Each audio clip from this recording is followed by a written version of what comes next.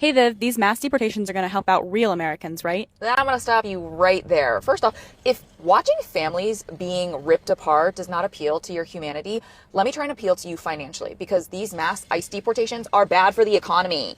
So while undocumented immigrants actually make up a really small portion of the overall workforce, they are overrepresented in jobs that you do not want. Things that have little benefits, long hours, backbreaking work with no pay. For example, about 42% of the agricultural workforce, 23% of the construction workforce are undocumented. And let's be real, these are self-reported numbers, so those are probably light. But the short of it all is that the food that you eat and the home that you live in was probably brought to you by someone who is an immigrant. The Made in America for Americans tagline, yeah, it's actually made by immigrants. Not only are these mass ICE deportations going to result in a tax revenue loss of over $1 trillion every single year, get ready to wait longer at your favorite neighborhood restaurant. You're going to see a shortage in Uber and Lyft drivers, delivery order people, and you are going to see prices for meat, seafood, dairy, and produce all go up at your grocery store. This is our city, and this was Mexico. You can't kick us out of the land that was ours. Donald Trump! Fascism! Let our people free! Let our people free! ¡Suelta nuestra gente! What's the windblower for? Just for the fucking tear gas to blow it back at those motherfuckers! If you have a fucking blower, bring it out! Push them back! We will not do 1992 again with your fucking tanks! I was 12 then! I'm 44 now! I will die for my kids, and all of these young people are here are my fucking kids because I'm an LA native mom. These are my fucking children you're fighting. You made your best. If you can hear me, expect me in your office on Monday for attacking my children. If you could say something to Donald Trump right now, what would you say? Donald Trump, you can suck my left nut. You can get out of my fucking drawer. You're just Mecca Salma Hayek when they give you the time of day. And because Claudia Sheinbaum make you look like a loser. Boy, oh boy, oh boy, oh boy, oh boy. So we got some more devastating news for the Democrats. It just seems to get worse and worse and worse and worse and worse. You know, I thought a couple months ago that it could not get worse for the Democrats. I was like, how can it get worse for the Democrats? Like the Democrats cannot go any lower than they were just a few months ago. But lo and behold, they have, right? And it really is something that should be studied in political textbooks moving forward into the future because we have some devastating polls that really push back against the narrative that Democrats are trying to put out there, which is that President Trump is the bad guy and that somehow, some way, his mass deportations, the ICE raids, this is going to hurt him when it comes to the midterms, right? In regards to how the American people feel about his presidency. We have this poll that just came out, a bombshell poll from Insider Advantage, which was highly accurate in 2024. It asks people, do they approve of Trump's National Guard deployment? And almost 60%, again, this is overwhelming, okay? Almost 60% say yes, okay? They approve of President Trump deploying the National Guard in order to help federal officers, federal law enforcement conducting mass deportations out in Los Angeles during the riots. Okay, that's mainly what the National Guard is being used for, to protect ICE agents as they conduct the mass deportations. The American people say, yeah, at almost a 60% clip, they support this. Okay, which again is very devastating for Democrats. Also, more data points that what President Trump is doing is definitely not going to hurt him politically. If anything, it probably is going to help him, even amongst immigrants, right? People that Democrats would make you think don't like mass deportations. It seems like, no, immigrants actually do like mass deportations. In fact, you have a lot of people who are here legally, legal immigrants, I mean, that are speaking out about all of the violence and chaos that is happening as a result of people being upset about the mass deportations against the illegal immigrants. I am a legal immigrant, and I want to tell you something. I'm disgusted by what people from other countries like Mexico are doing right now in my new country. I came from Mexico. I came legally. I have worked all my life here to get what I have. I have never asked for a penny to the government. I didn't come here to get something from the government. I came for an opportunity and I got it. And I have the American dream? What about all of those people protesting in California and New York? What are they doing? They are burning the city. If you don't like to be deported and you want to stay here, you have to have your best behavior, not the worst behavior. You think that we want you here with that behavior of burning cars, burning the entire city? Why? Why do we talk to the authorities in your behalf? Has no meaning on that. And for the people that are defending these violent attackers, people that don't deserve to be here, shame on you. Unless you guys are living under a rock, you guys already know what's going on in LA with the ICE raids and everything else. I know there's a lot of mixed feelings out there, and trust me, this is from someone that came from an immigrant family, a Mexican immigrant family, right? So I feel I have a unique perspective because I worked at ICE detention facilities for over 8 years, because I was, law enforcement with the U.S. Marshals, so I got to see a little bit of what happened in the background. Got a lot of friends also that are ICE agents, right? That are ERO ICE agents, Enforcement Removal Operation ICE agents. What I can tell you is this: these agents are out there doing their job, okay? Whether you agree with it or not, whether you agree with the laws, with the immigration laws of this country or not, they're laws. These federal agents, these ICE agent, ERO, fucking HSI, Marshals, whoever, DEA, all the FBI, everyone's out there helping the Department of Homeland Security right now. These guys are doing their job, right? They're enforcing the laws. So let me get this straight, just so I could clarify it. You don't want to go back to Mexico. You're protesting to stay away from Mexico. But you're waving the Mexican flag and you're waving it with pride. You're waving it in the United States, the country you're trying to stay in, the country you don't want to leave. But yet you're waving the Mexican flag with pride. Okay? That seems normal to you? That seems logical? That's not stupid at all? None of that's stupid. All right, you guys are embarrassment to the Mexican culture and to the United States culture. You guys are embarrassment to everybody around you, and you should be ashamed of yourself. Do better. Yeah, so this is why I'm not surprised when I see CNN report how among immigrant citizens, right, the GOP actually is doing better on the issue of immigration among immigrant citizens. This is why I'm not surprised to see this at all. Immigrant citizens, immigrant voters, foreign-born voters have gone tremendously to the right on this issue in 2024 and 2025 versus where they were in 2020. Closest to or trust more in immigration. You go back to 2020. Democrats, get this, held a 32-point lead on this issue. Immigrant voters were in the Democratic camp.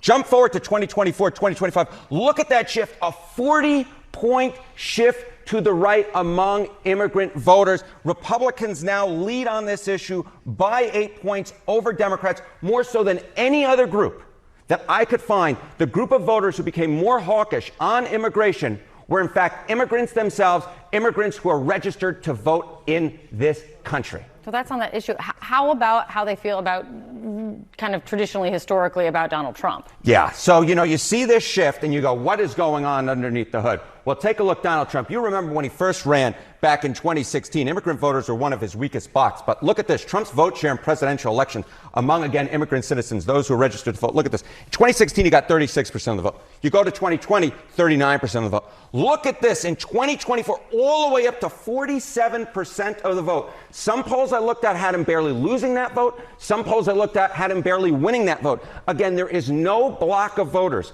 that shifted more to the right from 2020 to 2024 than immigrant voters, and Donald Trump, at least in some surveys, actually won that vote. On average, it's about equal. So there may be all this stuff, right, about undocumented immigrants and Trump being harsh on them, but immigrant voters themselves have increasingly liked Donald Trump and have increasingly moved to the right on immigration and into the Republican camp. Well, then on that, what you're getting at, how immigrant citizens, voters, feel about people in the country illegally. Yeah, and this is where it all kind of comes together, Kate Baldwin. Look at this.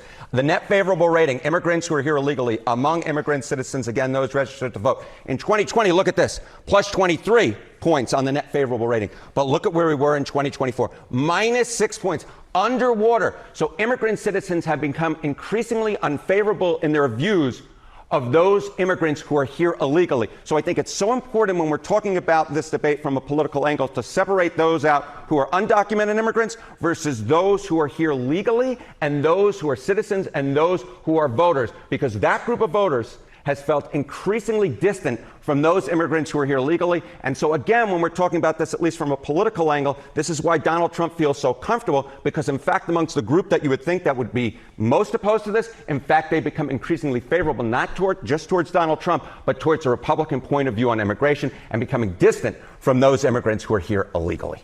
Yeah, I'm not surprised by it. I'm not surprised by it at all. And the reason why I'm not surprised by it is because it's just kind of common sense, right? If you're an immigrant and you're here in the country legally, especially if you become a citizen, you've went through the process, right? And if you went through the process, right, you put the blood, sweat, and tears into coming into the country legally, doing it the right way, which, you know, can take years at a time.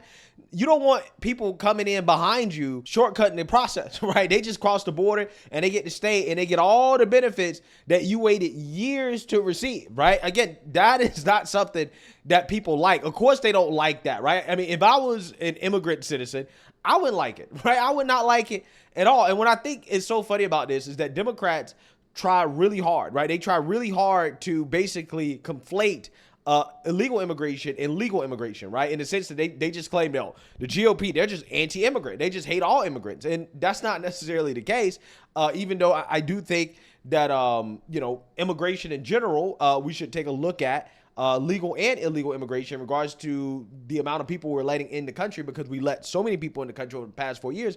But outside of that, you know, for the most part, the rhetoric from the GOP and Trump and Republicans is against illegal immigration, not legal immigration. Okay. So I think that's why it hasn't really worked, because I don't think that legal immigrants or immigrant citizens feel as if the GOP or President Trump is a threat to them, right? In fact, again, when you talk about not letting these illegals into the country, that benefits them, because that is less people that they have to compete with for jobs, right? Because these illegals that come into the country compete directly with the legal immigrants, the immigrant citizens who are already here for jobs and unemployment and opportunities, right? And again, a lot of these illegals are also living in the neighborhoods of these immigrant citizens, and these illegals are committing crimes, right? So they commit crimes. The people who are most affected by these crimes, again, are the so-called black and brown people in these neighborhoods, right, that these illegal immigrants live in. So I totally understand it. I totally get it. It is not a surprise to me, but I guess it is a surprise to people who think that you're supposed to have political beliefs based off your skin color, or in this case, your immigration status, right? That is what they believe, but they're mistaken, right? Democrats are very, very, very badly mistaken when it comes to how they think about voters and how they believe voters think about the issue. So with that being said, we got more bad news for Democrats, this time involving LaMonica McIver, a Democrat who decided to assault a federal officer, an ICE agent, outside of an ICE facility in Newark, New Jersey. I think everybody remembers this. This lunatic woman decided to put her hands on ICE, okay, because ICE was not allowing her to break into this facility. And then she is finding out that she is, in fact, not above the law. As U.S. Attorney Alina Habba says, today a federal grand jury seated in Newark, New Jersey, returned a 3-count indictment charging U.S. Representative LaMonica McIver with forcibly impeding and interfering with federal law enforcement officers. This indictment has a maximum penalty of 8 years for count 1, an additional maximum penalty of 8 years for count 2, and a maximum penalty of 1 year in prison for count 3. As I stated in the past, it is my constitutional obligation as the chief federal law enforcement officer for New Jersey to ensure that our federal partners are protected when executing their duties. While people are free to express their views for or against particular policies, they must not do so in a manner that endangers law enforcement and the communities those officers serve. Today's decision by the grand jury is the next step in a process that my office will pursue to a just end. Wow. Wow. So, hey, you know, a grand jury thought there was enough evidence to indict this individual. Again, I mean, we all saw it on video. There's video evidence, and these people continue to run this narrative that somehow, some way, this didn't really happen, right? That this is made up, and that, you know, they're just attacking her because she's a Democrat or something. So let's listen to what she had to say a few days ago on MSDNC about these charges. So, Congresswoman, let's talk more about those charges. You've been charged with assaulting law enforcement officers while conducting that oversight that you just walked us through. Your response to those charges, and do you think the word assaulting is doing a lot of heavy lifting here, and how easy it is for officials, the DOJ officials, to use that, particularly against you? I mean, first of all, yes, I'm being charged with 2 counts of felony assault, according to the U.S. Attorney's Office. But I just honestly think it's political intimidation. And as I always say, I'm just the next person on their list. We have been seeing since January 20th a list of, weaponizations from the Trump administration on different departments, and especially the DOJ, whether it's judges, political leaders that they're investigating. We constantly continue to see this behavior out of this administration. And I think it's definitely an overreach. And I'm looking forward to my day in court. I mean, I can't wait to get there, me and my attorneys, where facts are on my side and the facts are going to come out. And I look forward to that day. It's going to be bigger than any Fox headline, that's out there that they continue to put out there. And so really looking forward to court. Yeah. The facts, she says, right? I mean, the facts are that we have video evidence, okay, of what happened. We all saw it, right? I mean, I don't know what else to tell you, man. Like, it's on camera. Right here, let me show you guys. Boom, right there. Let's play it again. Boom, right there. Okay? This is her raising her fist, okay, assaulting an officer. That's what she did. That's what she did. It's on camera right there. But for whatever reason, this is made up. They're only doing this because I'm a Democrat. It's political. Which, by the way, you remember how they told us that a grand jury indictment means that it's not political, right? You remember how they told us with Trump's charges, right? They said, well, a grand jury indicted him, so therefore it can't be political. Funny how that logic doesn't apply anymore in this situation, right? They've thrown that out the window, okay? That, hey, at this point, it has to be political, even though, again, we have video evidence in regards to what happened. So, hey, we'll see. She is going to get her day in court. And I'm hoping that she's found guilty. I think that she is guilty. But I think more so than anything, she should be expelled from Congress. The fact that she's still in Congress is a disgrace, considering the fact that I believe that she is responsible for inspiring some of these riots and the domestic terrorism that we're seeing in this country, which is why it is so important to hold these Democrats accountable, because stuff like this is, again, inspiring people to commit acts of violence against federal law enforcement, and we can't have that. So let me know what you guys think. Make sure you like, comment, and subscribe. Most importantly, share a Black conservative perspective. Peace.